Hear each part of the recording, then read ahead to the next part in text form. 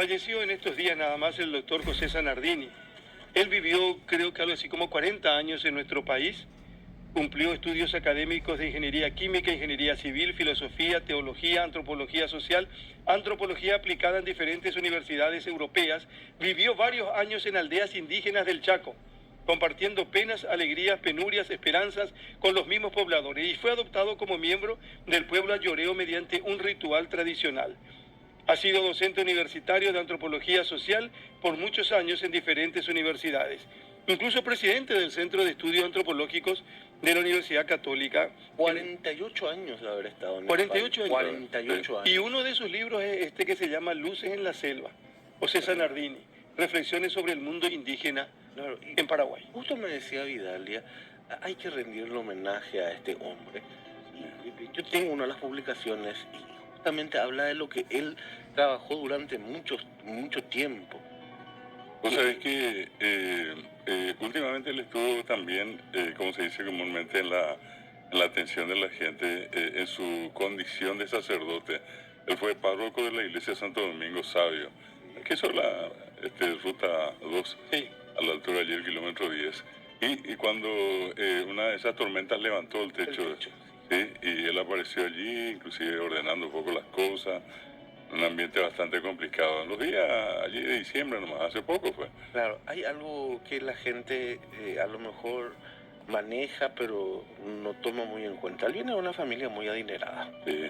Él viene de una familia muy adinerada. Cuando Villa Madrid se quedó sin fondos para la terminación de las casas, ¿quién te parece que dio el dinero? Él fue el aportante. Él fue el aportante anónimo. Un homenaje con mucho respeto a José Zanardini. Y tiene, de toda, mira que yo te hago una serie, si vos querés conocer sobre la cultura indígena e inclusive guaraní, vos le vas a tomar a la gente que estudió más objetivamente, porque lastimosamente los muchos que entraron a hacer estudios, entre comillas, entre los pueblos indígenas, muchos lo hicieron inclusive con un sesgo así de estirar hacia ciertos intereses. Y de esos pocos contados que hicieron historia de una manera muy objetiva, está el que llegó acá de casualidad también, que fue Guido Boyani. Después está el sabio Moisés Bertoni. Luego lo vamos a encontrar a León Cadogan. Luego está la doctora, lastimosamente también fallecida, directora, creadora del Museo Andrés Barbero, que fue Branislava Zurnik. Luego está José Perazo. Y el último de esa generación fue el país Zanardini. Que, imagínate, Carlos, esta situación. Él siendo sacerdote, lo más común que hizo la iglesia en todos los tiempos fue mirar a los indígenas como almas descarriadas a las que se les tenía que traer y meterlas en el molde cristiano, y bueno, que sean todos cristianos.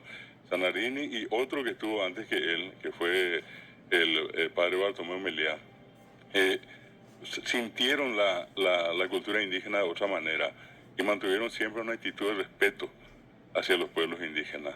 O sea, es como que en ese momento se sacaron esa sotana y bueno, actuaron como una persona común y corriente, tratando de entender lo que son. El libro probablemente más completo que hoy tenemos sobre las culturas indígenas del Paraguay se llama justamente Los indígenas del Paraguay, que hizo Zanardini en compañía de Walter Biederman.